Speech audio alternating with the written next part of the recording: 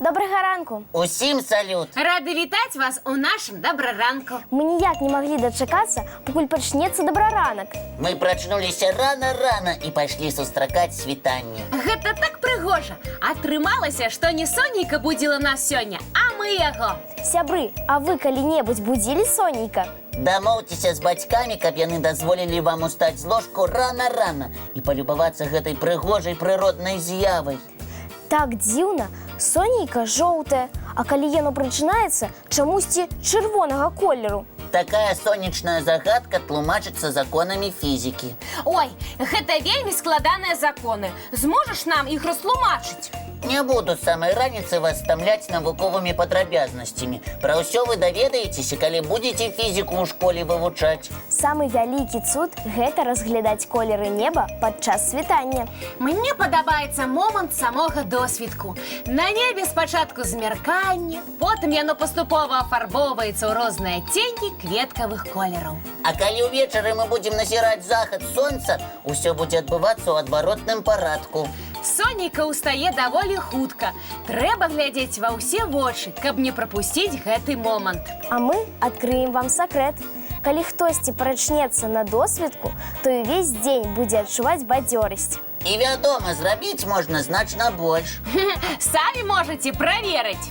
А калі б мы назіралі світанне на якой-небудзь іншай планеце, мы бачылі зусім іншыя колеры. Так, неба на розных планетах іншага колеру. Вось на Венеры, напрыклад, прыгожае світанне.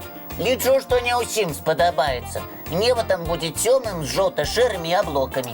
А на якой планеце раніцы больш прыгожая? Магу запрасіць вас на Марс. На досвітку і падчас захаду неба там становіцца сінім, а ўдзень яно жоўта-аранжавага колеру. А на Зямлі ўсё наадварот.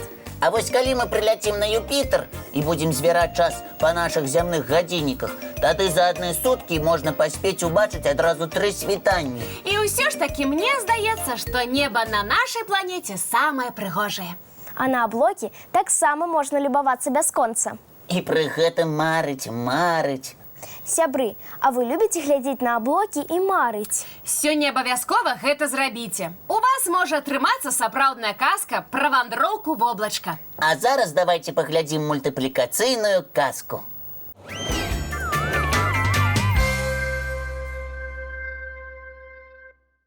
Фух, сёння так спякотна. Мне хочацца, каб на мяне палілі вадой з лейкі. Уяўляеш сябе прыгожай кветачкай? Гэта так прыемна, калі ў спякоту на цябе ідзе асвяжальны дожджык. Кася, ты значна большая за кветачку. Каб зрабіць такі дожджык, трэба ўзяць вельмі вялікую лейку. Не такая ўж я і вялікая. Не, такую лейку нават і не падняць. Кася, табе проста трэба завесці сланяня. Ой, было б здорава. Гэты і сябр цудоўны, і летні дожджык заўсёды пад рукой, дакладней, над галавой. Усё, мне тэрмінова патрэбны слон. Калі ласка. Дзякуй, прыгожанькі такі. А ведаеце, што слон можа за адзін раз набраць 6-7 літраў вады? Лічыце, што гэта больш за палову вялікага вядра. А яшчэ сланы, як і людзі, бываюць ляўшы і праўшы. А як пра гэта можна даведацца? Трэба уважліва паглядзець на біўні слана. Калі больш сточаны правы, значыць перад вамі праўша. А калі левы, ляўша. Так і ёсць. А вы ведаеце, што слон вельмі знатны плывец? Да ну! Яны нават могуць апусціцца на значную глыбіню. Толькі адзін хобат над вадой тырчыць. Я б з задавальненнем паплавала разам са сланянём. Толькі табе прыйдзецца пастарацца. Чаму? Таму што слон можа плыць са значнай хуткасцю, нават 6 кіламетраў у гадзіну. Ого! А я ведаю, што мышка бяжыць з хуткасцю 10 кіламетраў у гадзіну. Мышкі вельмі хуткія істоты. Атрымліваецца, што вялікі слон даволі хутка плыве. Я пра гэта нават і не здагадвалася. А яшчэ сланы вельмі верныя сябры. Яны могуць пазнаць свайго сябра, нават калі не бачылі яго больш за 10 гадоў. А яшчэ сланы цудоўныя акрабаты. У цырку яны такія трукі выконваюць. А давайце дамовімся і сходзім у цырк паглядзець на выступленне слонікаў. А зараз самы час паглядзець яшчэ адзін ранішні мультфільм.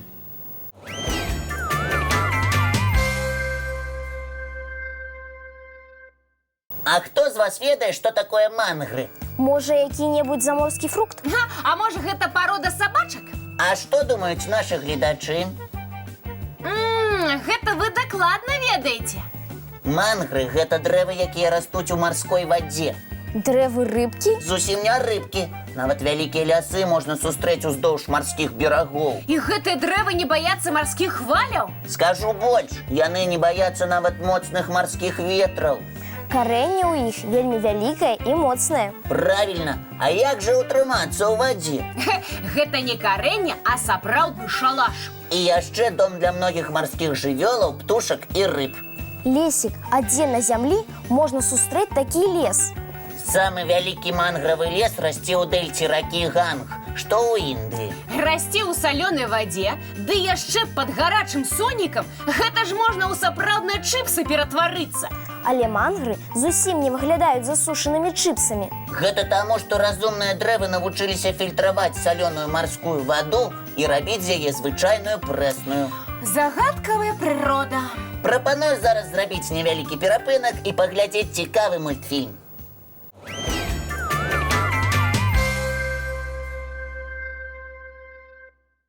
А давайте сёння зробім адзін аднаму падарунак. Гэта навошта? А просто так. Я назбіраю букет палявых кветак і ўручу яго сваім сябрам. Гэта я хацела ўручаць букеты. Цудоўная ідэя. Толькі не забудзьцеся, што некаторыя расліны нельга зрываць. Яны могуць быць занесены ў чырвоную кнігу. Рамонкі ды васількі можна. З іх такі цудоўны букет можа атрымацца. А калі будзеце збіраць гэтыя кветкі, пацікаўце легенду пра іх. Даведайцеся, чаму васілька назвалі такім імем і чаму рамонак так выглядае. А хто пажадае, можа нам напісаць.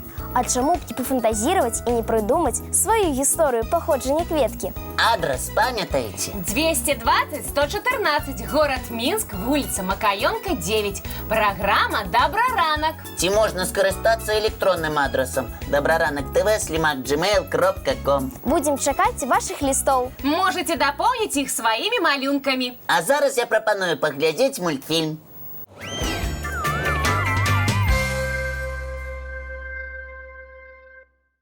Надышоў час развітвацца. Цудоўнага ўсім дня! І самага добрага настрою. І давайте дамовімся пра нашу наступную сустрэчу. Яна адбудзецца, як заўсёды, зранку У нашым добраранку! І не праспіце! І падарунак для ўсіх гледачоў яшчэ адзін цікавы мультфільм.